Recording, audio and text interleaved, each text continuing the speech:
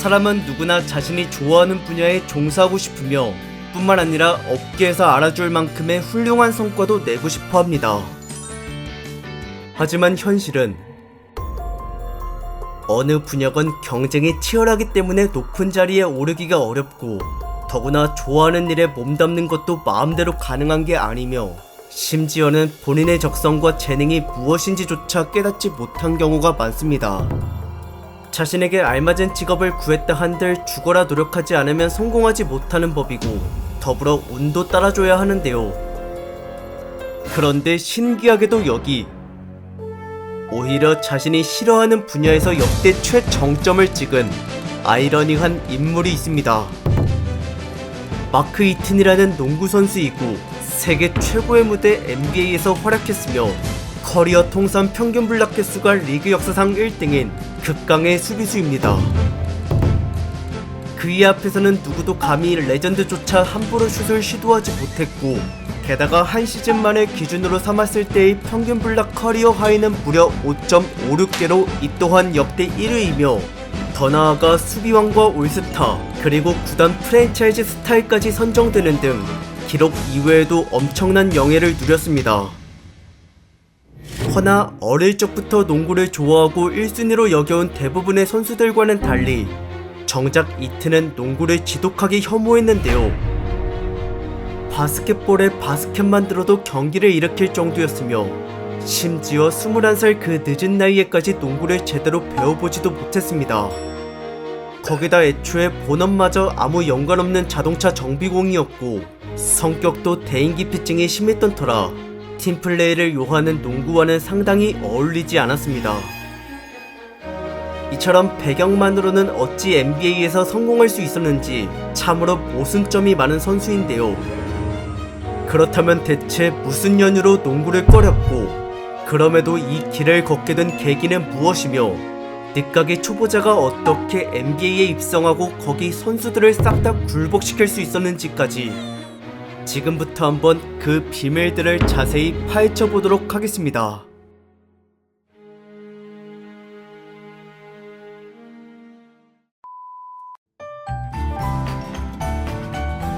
마크 이튼은 1957년 미국 캘리포니아 주에서 태어났으며 부모님의 키가 두 분 모두 월등했고 덕분에 유전자를 물려받은 그의 성장세는 어릴 적부터 범상치 않았습니다. 항상 또래들 중 제일 컸으며 중학교에 입학할 적에는 키가 무려 2m에 다다랐고 고등학교 3학년 때에는 2m 11cm였습니다. 참으로 농구에 적합한 신체 조건이며 그러다 보니 실제로도 권유를 수없이 받았는데요. 하지만 개인의 취향상 정작 그는 이에 별로 흥미가 없었고 더구나 자신을 보고 농구만을 떠올리는 사람들의 시선을 무척이나 성가시했습니다. 대신 물에서 경쟁하는 수구를 좋아했으며 포지션은 골키퍼였고 고1 때부터 고3 때까지 활동하였습니다. 허나 그렇다고 해서 농구를 완전히 등진 건 아니었는데요. 주변에서 자꾸 부추기다 보니 마지못해 늦게나마 부원가입을 했으며 그래도 어쨌든 본인 스스로 선택한 것이기에 나름 수구만큼이나 열정을 가지고 성실히 훈련에 임했습니다. 그러나 허탈하게도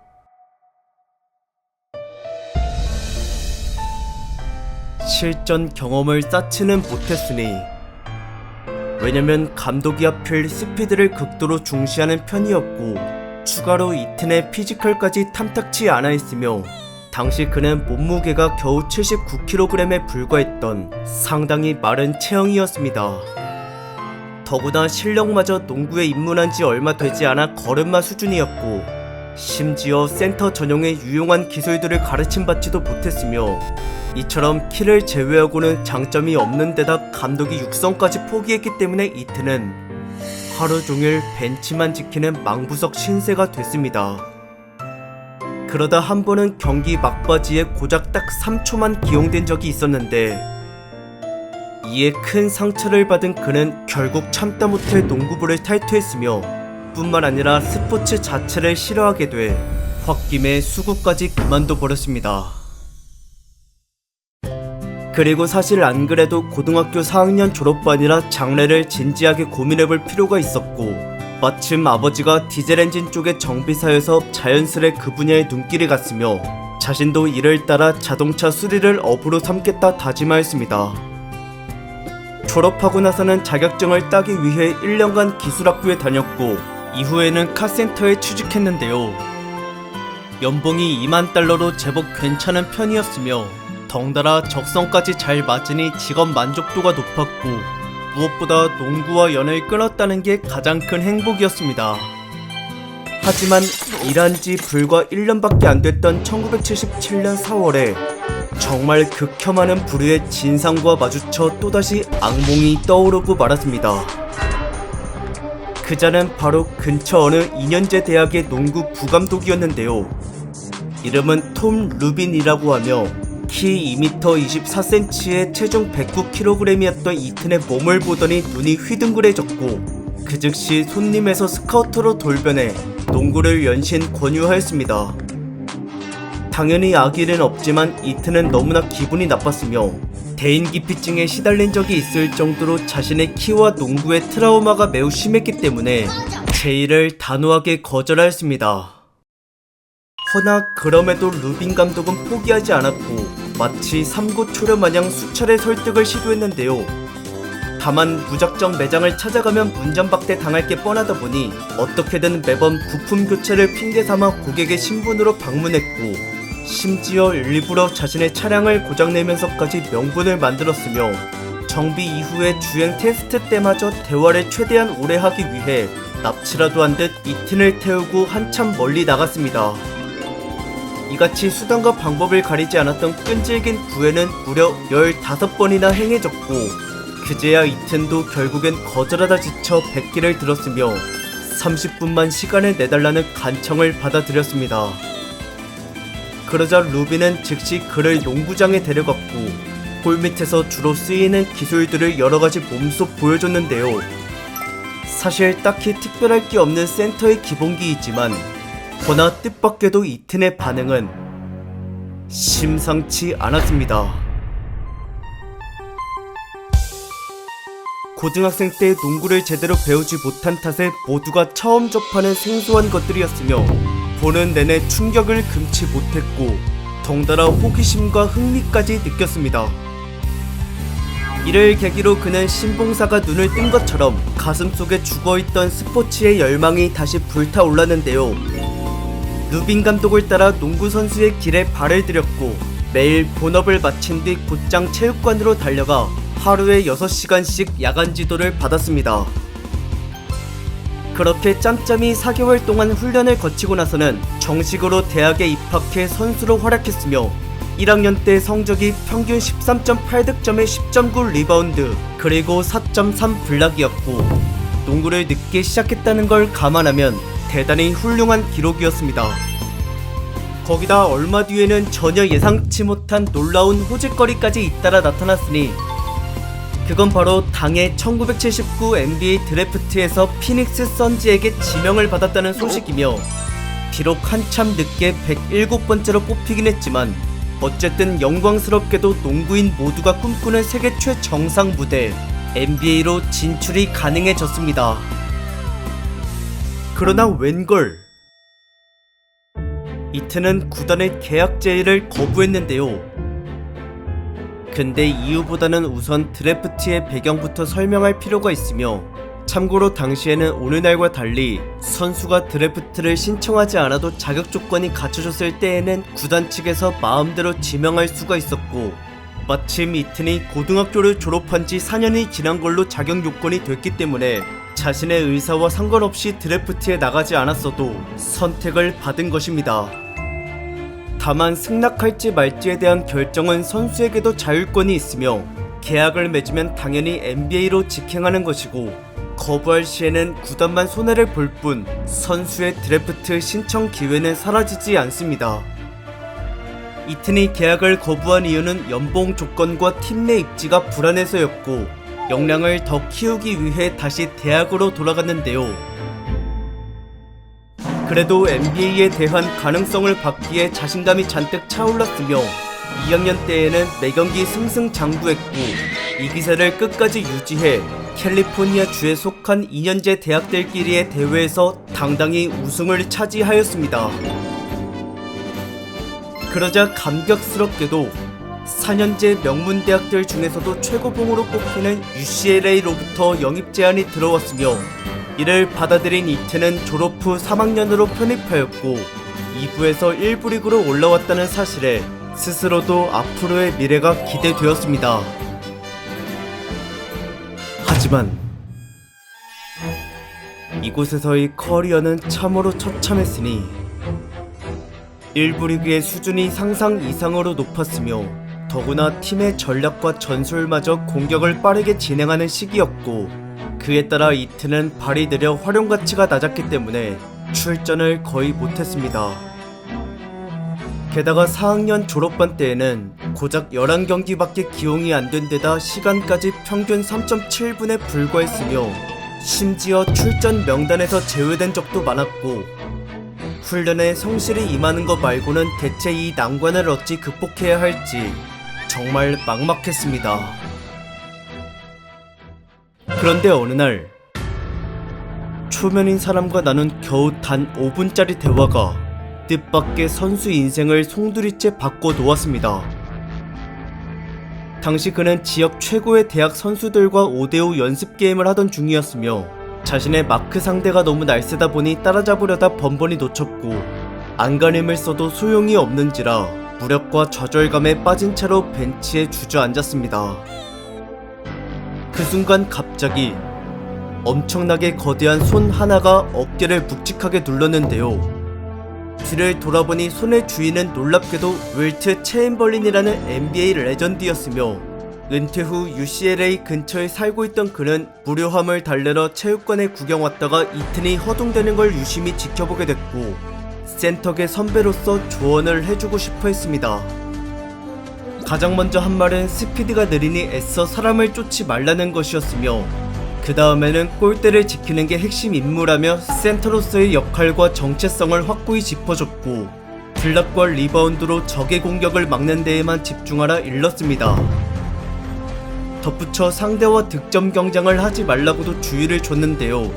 공격은 날쌘 동료에게 정확히 패스하는 것만으로도 충분하다 했으며 오로지 골 및 수비에만 전념하고 동시에 적군의 동선과 패턴을 파악하는 게 최우선임을 재차 강조했습니다.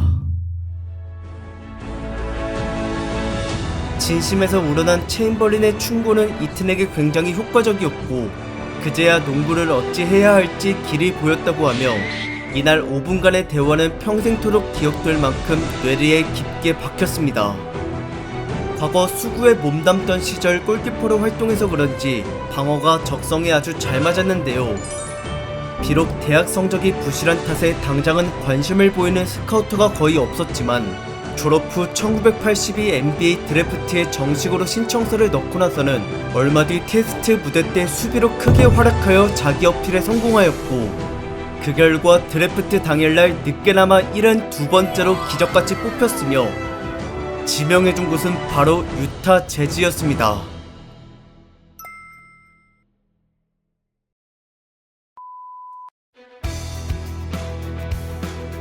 이튼의 키는 당시만 해도 NBA 역사상 2번째로 컸으며 유타 재즈의 감독 프랭크 레이드는 이를 매력적으로 바라봤고 계약을 무려 5년씩이나 장기로 과감하게 체결했습니다.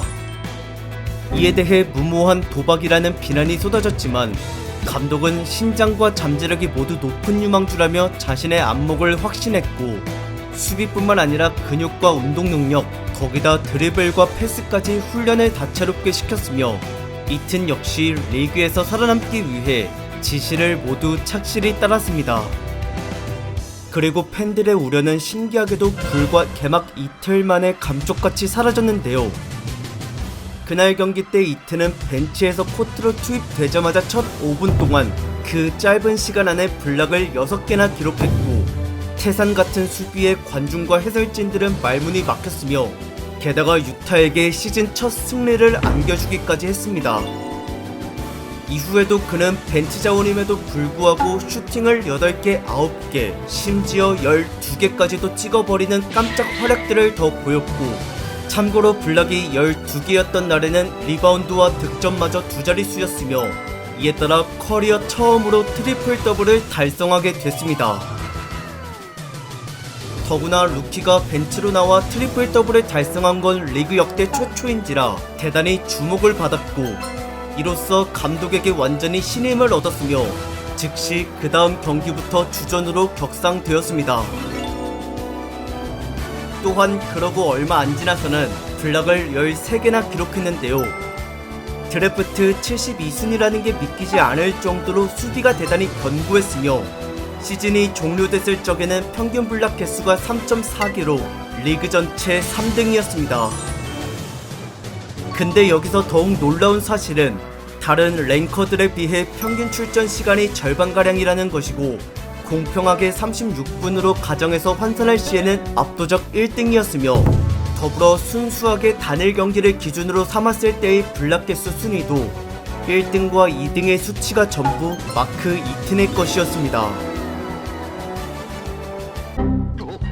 허나 루키 시즌이 성공적이었음에도 마냥 기뻐할 수만은 없었는데요.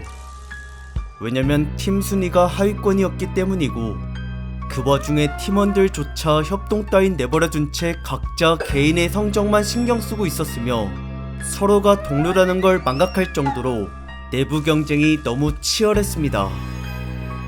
거기다 구단에 대한 충성도도 매우 낮았고 어떻게든 기록을 부풀려 대형 계약을 따내거나 다른 곳으로 이적할 생각뿐이었으며 이런 이기적인 분위기로는 도저히 미래를 기대할 수가 없었습니다. 그러자 하루는 프랭크 감독이 참다 못해 버럭 화를 내며 호통을 쳤고 혼자 아무리 잘나봤자 정작 팀이 진다면 누구에게도 관심받지 못한다고 일침을 가했는데요. 덧붙여 개인의 가치를 향상시킬 수 있는 수단은 오로지 승리뿐이라 했으며 이기기 위해선 서로가 서로 자기 팀원을 멋지게 보이도록 만들어야 한다고 상부상조의 정신까지 내세웠습니다. 놀랍게도 이 훈계는 선수들로 하여금 자기 반성과 동시에 진리를 깨우치게 만들었고 다들 패배자로 전락하고 싶지 않았기에 즉시 협동과 신뢰로 합심했으며 인게임에서 보다 더 좋은 찬스를 위해 패스를 하고 소통도 활발히 하는 등 이제 과거의 독선적인 플레이는 더 이상 나타나지 않았습니다. 그렇게 구단이 팀플레이와 동료애로 환골탈퇴하자 곧바로 다음 시즌에 엄청난 결과를 보였는데요. 밑바닥만 전전해왔던 팀 순위가 갑자기 서부 2등으로 치솟아 올랐고 뿐만 아니라 득점과 3점 성공률 그리고 스틸과 블락까지 이 4개 기록 부문에서의 리그 전체 1등을 죄다 유타 재즈 선수들이 휩쓸었으며 그중 한 명은 다름 아닌 마크 이튼이었습니다. 주전인데다 출전 시간마저 늘다 보니 자신의 능력을 전보다 훨씬 더 발휘할 수 있게 됐고 블락 개수가 평균과 통산 모두 1등이었으며 2년차밖에 안 됐음에도 벌써 한 분야의 정점을 찍었습니다. 게다가 큰 성과를 냈다고 하여 이에 심취하거나 자만하지도 않았으니 왜냐면 동포지션에 뛰어난 경쟁자들이 많은지라 한시도 긴장을 늦출 수 없었고 거기다 서부 2등의 강팀이었음에도 플레이오프를 2라운드 탈락으로 맥없이 마감하게 돼 우승 경쟁의 벽을 뼈저리게 느꼈으며 블락왕 달성에 기뻐하기보다는 스스로를 채찍질하며 팀과 본인의 더 큰 발전을 목표로 훈련에 계속 정진하였습니다. 특히나 골밑은 거인들의 전쟁터로 몸싸움이 치열하기 때문에 근력 강화가 필수였고 때마침 신인 시절부터 꾸준히 해온 트레이닝의 노력이 드디어 결실을 맺었는데요. 스쿼트와 벤치프레스를 비롯해 여러 동작에서의 바벨 중량이 크게 증가했으며 체중도 136kg까지 늘어 신장과의 균형이 제법 잘 맞춰졌고 더구나 식단 조절까지 철저했기에 체지방률이 거의 10%나 줄었습니다. 이처럼 피지컬이 무척 탄탄해지자 힘싸움의 자신감이 커졌으며 쉽게 밀리지 않으니 자연스레 수비측도 전부 다 굉장히 수월해졌고 그로 인해 3년차 84-85 시즌은 골밑이 완전 그의 동무대가 됐습니다. 레이업이건 덩크건 훅샷이건 플로터건 근거리 슈팅은 어떤 기술이든 가리는 거 없이 보이는 족족 죄다 내리쳤는데요. 양팔 가로 길이의 합이 231cm나 됐기 때문에 블락 범위가 매우 넓었으며 설사 발빠른 상대에게 돌파를 당해도 슈팅만큼은 뒤에서 충분히 저지할 수가 있었고, 골문을 위협하는 자는 포지션 막론하고 가차없이 응징해버렸습니다. 최상위권 실력의 슈퍼스타들조차도 이튼 앞에서는 제대로 길을 못 폈으며 페이크와 더블 클러치로 심리전을 걸어봤지만 소용이 없었고, 거인답지 않게 의외로 반응 속도가 상당히 빨랐습니다. 그렇게 골미달에서 수없이 상대를 굴복시킨 이튼은 끝내 평균 블락 개수가 무려 5.56인 사상 초유의 기록을 세웠는데요. NBA 역사상 최초로 5 이상의 수치가 나왔으며 지난 시즌에 이어 또 한 번 블락왕을 차지했고, 그 와중에 심지어 평균과 통산 개수가 모두 2등보다 2배나 더 많았습니다.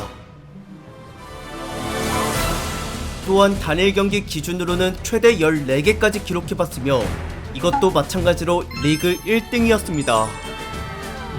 그리고 블락 못지않게 리바운드도 꽤나 대단했으니 공수 합친 평균 개수가 11.3으로 리그 전체 5등이었고 그중 수비 리바운드만 집계할 시에는 1등이며 자기 구역만큼은 철통같이 방어한 최고의 수문장이었습니다.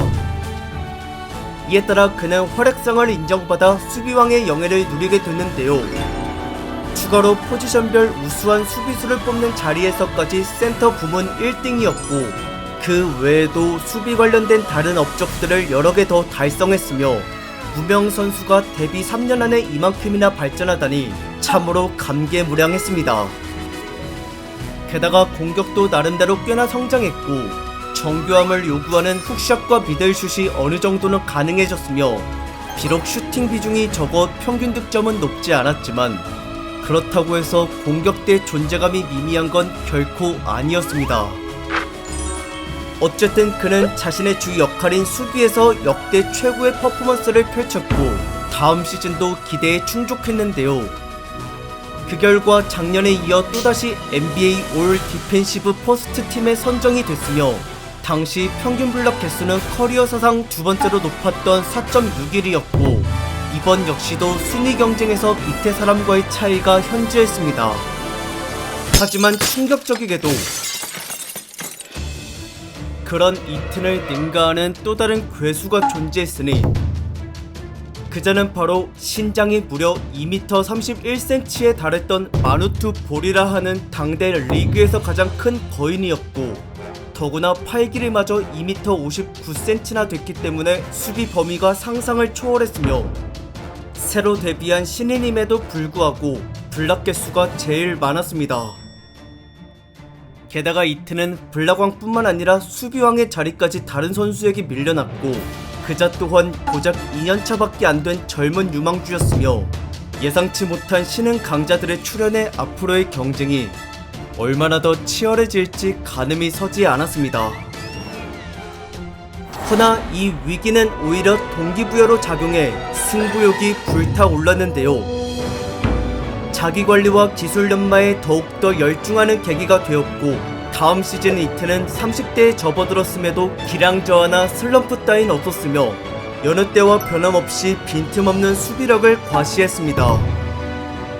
그리고 승리 기여도가 상당한 터라 출전 시간이 팀 내에서 두 번째로 많았고 보통 일반적으로 키 큰 선수는 체력 소모와 부상 위험도가 심하기 때문에 오랜 시간 기용되지 않는 편이지만 이튼은 러닝과 웨이트 트레이닝을 철저히 해온 덕에 다른 거인들보다 훨씬 건장했으며 최소 30분 이상을 뛸 수 있는 데다 다치거나 병에 걸린 적도 여태껏 단 한 번 없었습니다. 그렇게 경기력과 더불어 내구성까지 뛰어난 그는 꾸준한 활약 아래 기어코 블락왕의 지위를 되찾았는데요. 이후에도 연달아 다음 87-88 시즌마저 블락에서 리그 1등을 찍었고 나이가 다소 많지만 그만큼 경험이 풍부해서 그런지 노련미가 돋보였으며 운동 능력이 감소하긴 했어도 상황 판단과 센스는 20대 시절보다 월등했습니다. 시야 방해나 밀착 수비만으로도 상대 공격을 무산시킨 적이 많았고 간혹 혼자서 2명을 막아야 하는 불리한 2대1의 경우 그들이 혼란스럽게 패스를 주고받으며 달려오고 있더라도 냉철함을 계속 유지해 마지막 순간 슈팅만을 깔끔히 막아냈으며 심리를 꿰뚫어보는 눈썰미가 예사롭지 않았습니다. 게다가 블락치 공을 막무가내로 쳐내기보다는 소유권도 확실히 뺏고자 힘을 조절했고 어쩔 땐 점프 없이 손만 들어 저지하기도 했으며 수비 성공과 동시에 재빠르게 속공이 전개될 수 있도록 한 수 앞을 내다보는 세심한 노력을 기울였습니다. 그리고 마침 팀의 공격을 책임지는 주요 인물 2명이 크게 성장했는데요. 그들은 바로 존 스탁턴과 칼 말론이며 4년차 포인트 가드인 스탁턴은 어시스트 왕을 달성했고 3년차 파워포워드인 말론은 평균 득점이 리그 전체 5등인데다 커리어 처음으로 올스타일까지 뽑혔습니다. 향후 슈퍼스타가 될 제목이다 보니 둘 다 신인 때부터 떡잎이 남달랐고 서로 간의 팀워크가 공격 때 정말 찰떡궁합이었으며 득점 내는 과정을 보면 리그 최고의 콤비라 해도 과언이 아니었습니다. 또한 그들은 이튼과의 유대감도 대단히 두터웠는데 이튼은 항상 팀원들을 보호하겠다는 마인드로 수비에 최선을 다해왔으며 동료들 입장에선 팀과 자신을 지켜주는 든든한 뒷배가 있으니 무엇을 시도하던 간에 위험과 실책을 두려워하지 않게 됐고 그래서 덕분에 스탁턴과 말론이 본인의 능력을 과감히 내보일 수 있었습니다. 한마디로 이튼은 구단의 정신적 지주였으며 서로가 서로를 지탱하고 의지하는 이 끈끈한 연대 의식은 구성원들을 용감하게 만들어주었고 그에 따라 다들 매년 좋은 성과를 거두었습니다. 더구나 다음 88-89 시즌은 여느 때보다 훨씬 더 대박이었으니 구단 역사 처음으로 유타 재즈가 무려 3명이나 올스타를 배출했으며 그들은 다름 아닌 말론과 스탁턴 그리고 마지막 이튼이었고 거기다 세 선수의 개인 기록 역시 경이로운 수준이었습니다. 칼 말론은 평균 득점이 리그 전체 2등이었으며 존 스탁턴은 어시스트 왕과 스틸 왕을 둘 다 휩쓸었고 이튼은 수비 왕과 NBA 올 디펜시브 퍼스트 팀에 등극되었습니다. 다만 블락왕은 아쉽게도 마누투볼에게 넘어갔는데요.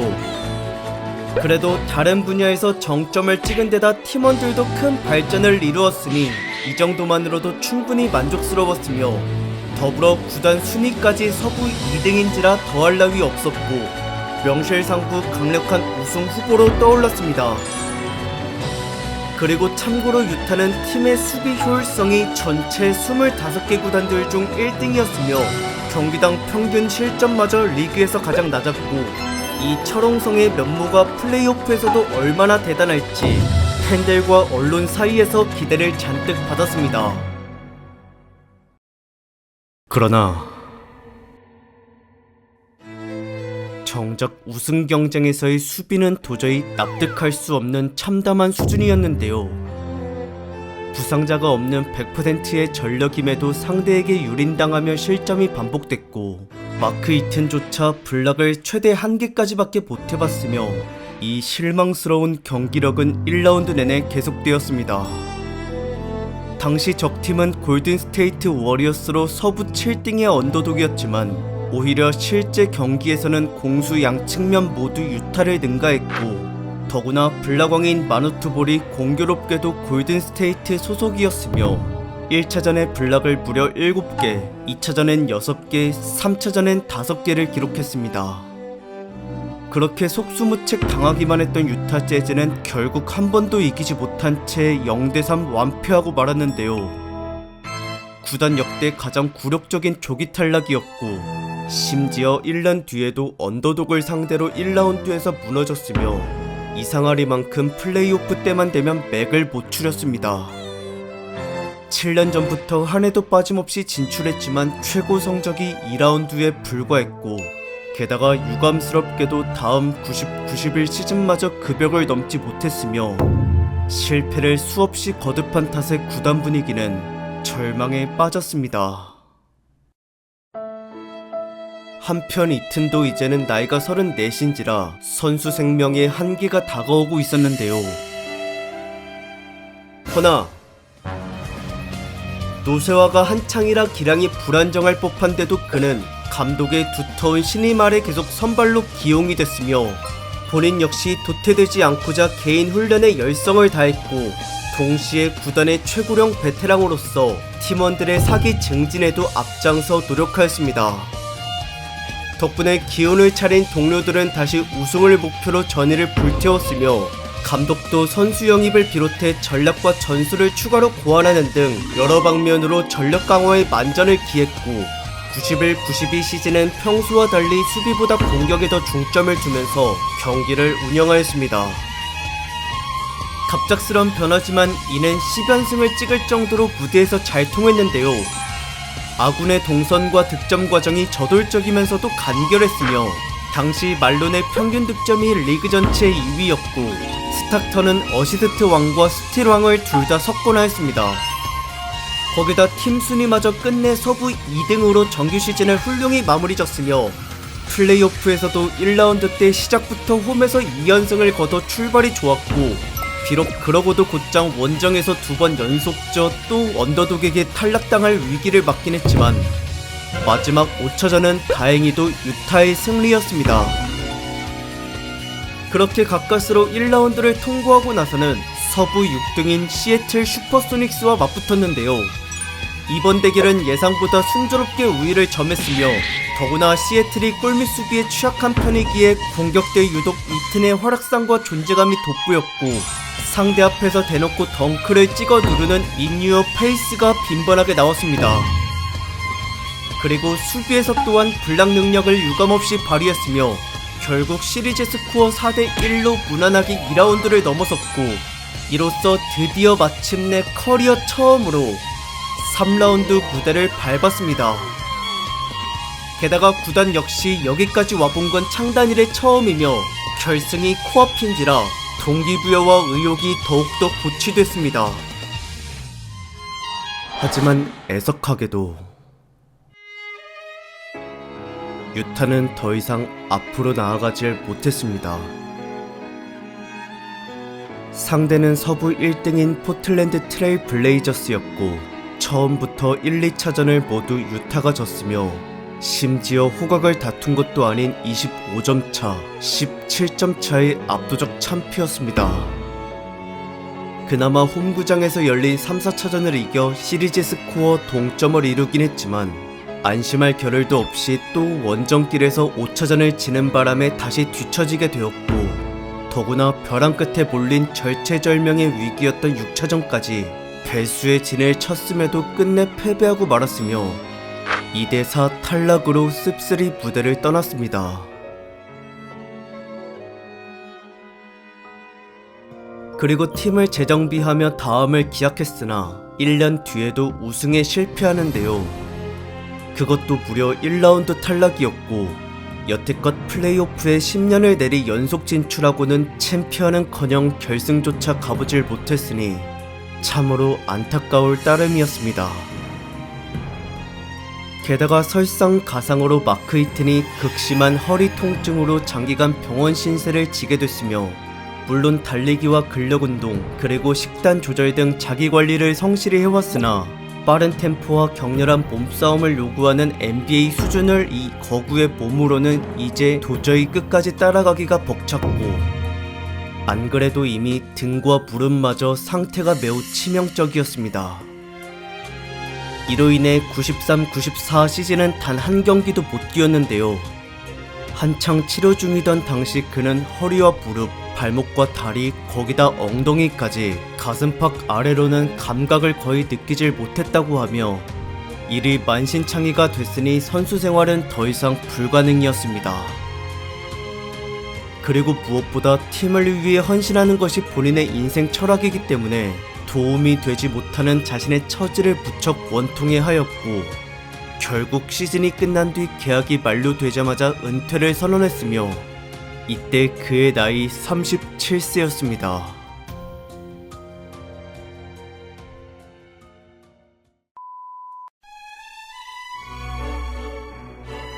부상으로 커리어 마지막 시즌을 모두 결장한 탓에 미처 은퇴식도 없이 호련히 농구계를 떠난 마크 이튼. 혹여 토사구팽 마냥 구단에게 버림받은 게 아니냐 하는 의문이 들 수도 있지만 허나 단연코 그건 절대 아니었으며 상황이 여의치 않아 공개 행사를 못해줬을 뿐 유타 재즈는 극진히 예우를 갖추어 작별을 고했고 이와 동시에 이튼을 프랜차이즈 스타로까지 공인하였습니다. 그는 이 한 곳에서만 데뷔부터 은퇴까지 11번이나 시즌을 보냈으며 팀을 암흑기에서 전성기로 이끈 주요 공신이기도 하고 더불어 개인 성적마저 상당히 우수했습니다. 특히나 블락은 누구도 감히 넘볼 수 없는 경지에 올라있는데요. 커리어 전체로 따졌을 때의 평균 개수가 3.5에 달하며 이는 현재까지 리그 역사상 1등이고 게다가 단일 시즌 기준에서도 부동의 1위를 자랑하고 있습니다. 그 시기는 바로 평균치가 무려 5.56인 84-85 시즌이며 참고로 거의 40년이 지났지만 여태 누구 하나 5.0 이상을 찍지 못했고 456개인 총 개수마저도 넘어서는 자가 없었습니다. 이는 당시 본인조차 자신이 대체 어찌했는지 스스로 되물을 만큼 경이로운 기록이었는데요. 거기다 4번을 달성한 블락왕 횟수도 오늘날까지 역대 최다이며 비록 단일 경기 부문의 블락 개수 커리어 하이는 역대 순위에서 3번째로 밀려났지만 최정상 수비수였던 과거의 명성은 변함없이 빛나고 있습니다. 한창 전성기 때는 6년간 블락 순위에서 늘 1등 아니면 2등이었고 올 디펜시브 팀에도 연속으로 5년 동안 뽑혔으며 더구나 수비왕에까지 2번이나 선정되었습니다. 이처럼 근속연수와 함께 기록과 업적이 대단했으므로 프랜차이즈 스타가 되기에 손색이 없었는데요. 추가로 그 3가지 못지않게 리더십 측면도 가산점이 컸으며 팀원들에게 공동체 의식과 직업윤리를 확고히 심어줬고 덕분에 유타는 화합과 성실함이 팀 문화로 자리를 잡았습니다.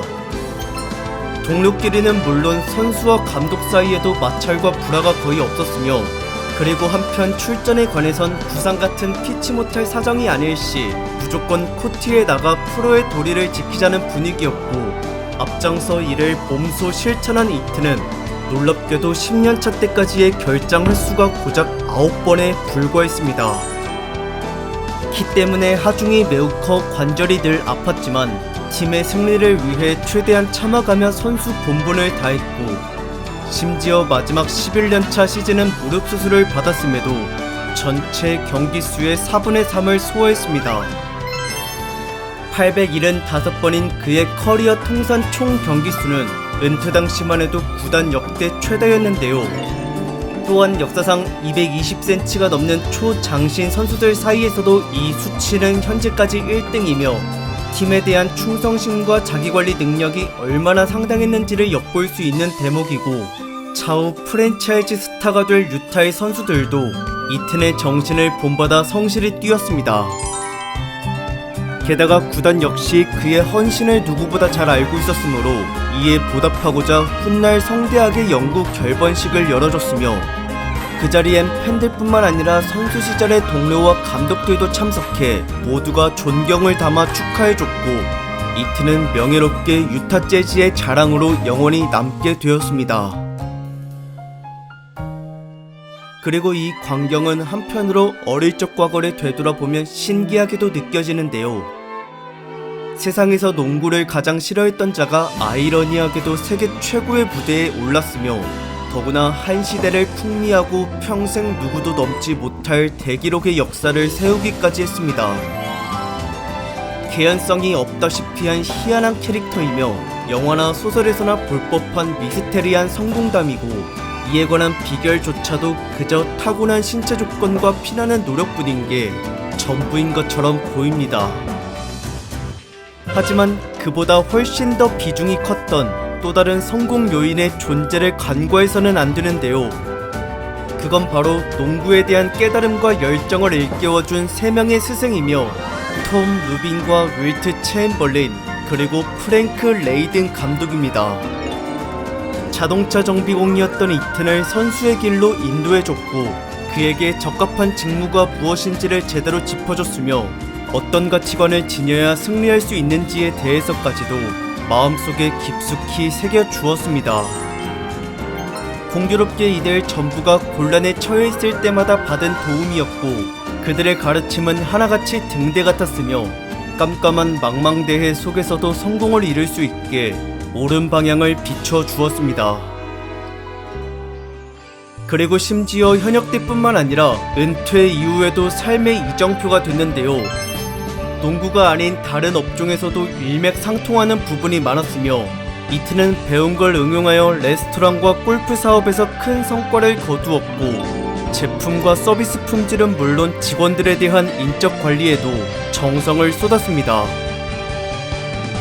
또한 그 와중에 동기부여 연설가로도 활동을 했으니 자신이 톰 루빈에 의해 꿈과 목표를 가지게 된 것처럼 그도 사람들에게 미래를 개척해 나갈 수 있는 원동력을 불어넣어 주고 싶었고 특히 학생과 사회적 소외계층에게는 더 많은 관심을 보이고 무료 강연을 해줬으며 더불어 그들이 어려운 환경을 딛고 일어설 수 있게 후원금도 정기적으로 기부하였습니다.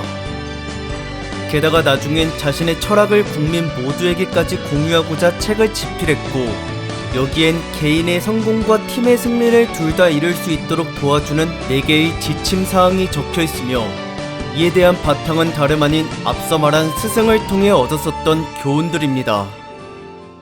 우선 본인의 역할과 역량을 제대로 알아야 한다는 게 첫 번째인데요. 두 번째는 명령이건 조언이건 자신에게 내려진 임무를 충실히 수행하라는 것이고 그 다음은 팀원이 좋은 성과를 낼 수 있도록 적극 지원해주기이며 마지막 네 번째는 동료들이 용감해질 수 있게 그들의 뒤를 지켜주는 듬직한 버팀목이 되라입니다. 스포츠 선수든 직장인이든 여러 사람과 함께 단체 생활을 하는 사회인들에겐 정말 큰 도움이 될 법한 책이고 이트는 라디오와 TV를 통해서도 대중들에게 꿈과 성공의 비법을 설파했으며 한 사람이라도 더 많이 용기와 성취를 경험케 하고 현재보다 더 나은 삶을 살 수 있도록 남은 여생 동안 동기부여 일에 열성을 쏟고 싶어 했습니다. 허나 그 소망은 애석하게도 오래가질 못했는데요. 2021년 5월 28일 이트는 자신의 평소 취미였던 자전거를 타다가 불의의 사고를 당해 목숨을 잃고 말았습니다. 갑작스런 죽음인데다 원인조차 명확치 않았고 더구나 향년 64세로 다소 이른 나이여서 부고 소식은 농구 팬들 모두에게 매우 안타깝고 적잖이 충격적이었습니다. 그래도 마냥 슬퍼하기보다는 그의 업적과 명예를 기리며 다들 경건히 추모했는데요. 과거 동료들은 물론 한 시절을 같이 보낸 타 팀의 은퇴 선수들도 존경심을 내비쳤고 게다가 구단에 대한 헌신뿐만 아니라 사회 공헌도 지대했기 때문에 유타 재즈를 비롯해 연고지의 관공서들까지 애도와 감사를 표했습니다.